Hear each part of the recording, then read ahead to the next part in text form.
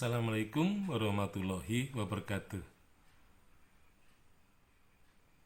Buku Sejarah Nasional Indonesia jilid yang ketiga ditulis oleh Ketua UK Chandra Sasmita, kemudian anggota Manus, kemudian Hasan Muarif Ambari, dan AB Lapian.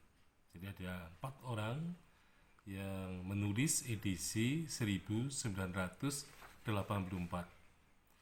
Nah, kalau kita lihat ya, perbandingannya edisi 1984 dengan edisi pemutakhiran menunjukkan bahwa ada pada bab 1 ada tambahan subbab B yang sebenarnya ini merupakan pindahan dari bab keempat subbab A dari edisi 1984.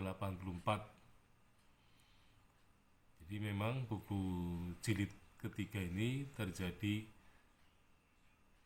putar balik ya. Jadi ada putar balik bab-bab yang ada. Contohnya pada bab yang kedua, jadi bab kedua edisi 1984 ini diputar balik menjadi bab ketujuh pada edisi pemutakhiran. Nanti kita akan bahas sampai ke sana.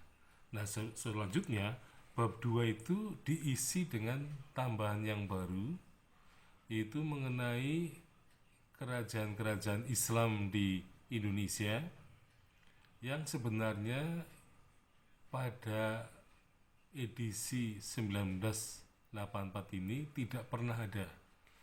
Artinya memang informasi atau narasi kerajaan-kerajaan Islam pada edisi 1984 memang kosong. Nah, apalagi yang berkaitan dengan narasi peran Wali Songo dalam penyebaran Islam di Indonesia. Ini orang-orang suci kelihatannya sangat diabaikan. Nah, rupa-rupanya para penulis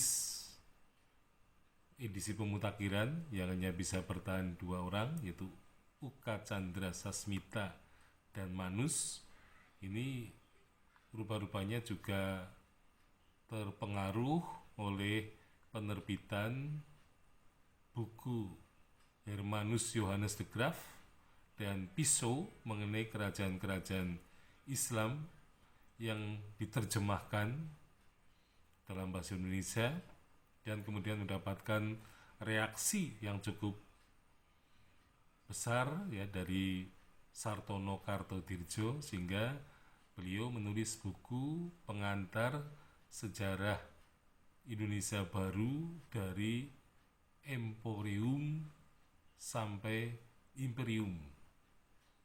Jadi buku itu pun membicarakan mengenai kerajaan Islam di Indonesia. Jadi rupa-rupanya Sartono mencoba menyaingi apa yang sudah disebut oleh 2 pengarang Belanda, yaitu Hermanus Johannes de Graaf dan Piso. Nah, ini suatu hal yang baru bagi jilid yang kedua, jilid yang ketiga pada bab yang kedua. Nah,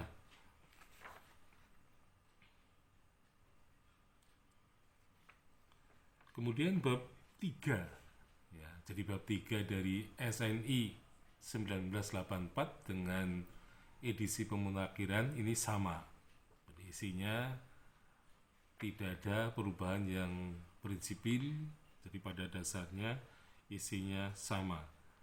Nah, kita memasuki bab 4, di mana bab 4 itu bagian A tadi dibuang atau dikeluarkan, atau kata lain dipindahkan ke bab 1 untuk subbab B ya. Dari subbab A kemudian dipindahkan jadi subbab B, yaitu tentang situasi sosial budaya ketika Islam datang di Indonesia. Jadi dihapuskan. Nah, kemudian sebab yang lain dirinci ya, menjadi aliran-aliran, mazhab dan sekte-sekte.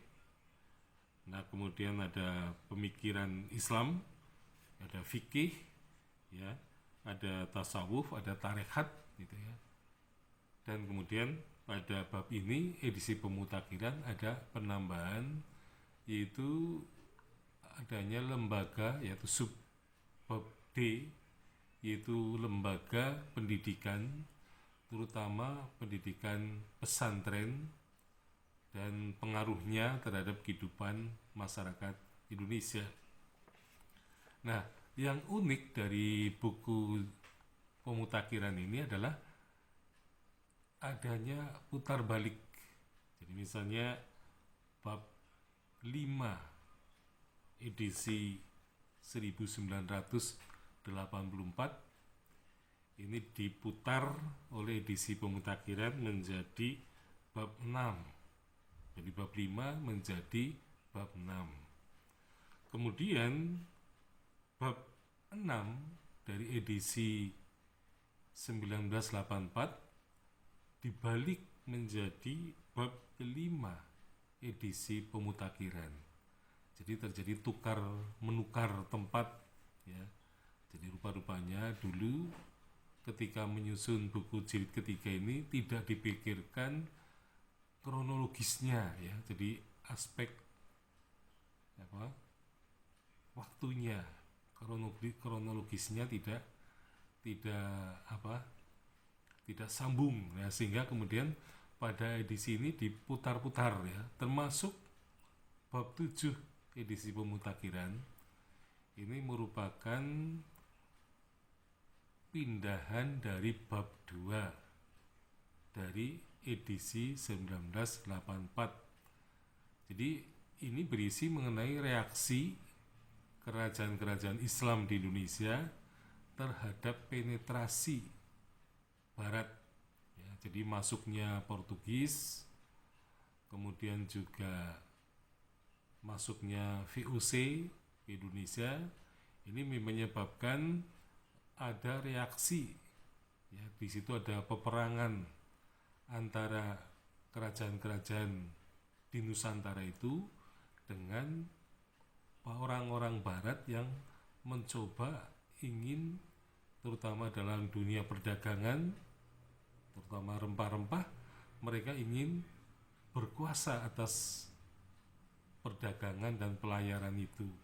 Nah, sehingga kemudian menimbulkan reaksi keras dari kerajaan-kerajaan Islam itu, dan rupanya reaksi ini ada kaitannya dengan bab 2 tambahannya. Jadi dahulu reaksinya sudah muncul, tetapi bab mengenai kerajaan-kerajaan Islam tidak ada. Jadi rupa-rupanya mengapa bab dalam jilid ketiga ini dibolak-balik gitu ya, karena memang kelihatannya melihat dari aspek ya, jangan sampai terjadi apa yang disebut dengan anakronisme. Jadi tidak kronologis ya. Jadi memang sebenarnya bab 2 dengan tambahan kerajaan-kerajaan Islam di Indonesia ini merupakan bentuk paparan atau narasi yang kronologis. Nah, sehingga pemutakhiran kemudian menambahkan kerajaan-kerajaan Islam di Indonesia, dan kemudian yang bab kedua itu dipindahkan ke bab 7 yang menggambarkan mengenai reaksi-reaksi dari kerajaan Islam di Indonesia. Jadi di situ memang ada upaya untuk melakukan narasi yang kronologis. Nah, ini menunjukkan bahwa memang kelihatannya buku Sejarah Nasional Indonesia jilid ketiga ini memang terdapat suatu hal yang tidak beres ya kelihatannya pada awal penulisannya, dan mungkin bermasalah karena diduga ada persoalan yang sangat prinsip ya. Jadi memang ada isu mengenai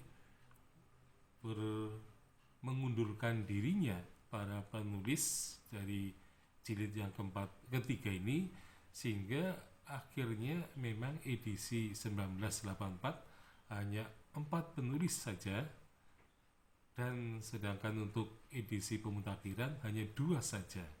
Jadi rupa-rupanya dulu penyusunan bab itu tidak kronologis, sehingga kemudian pada edisi pemutakhiran ada perubahan yang dilakukan dengan menambahkan kerajaan-kerajaan Islam.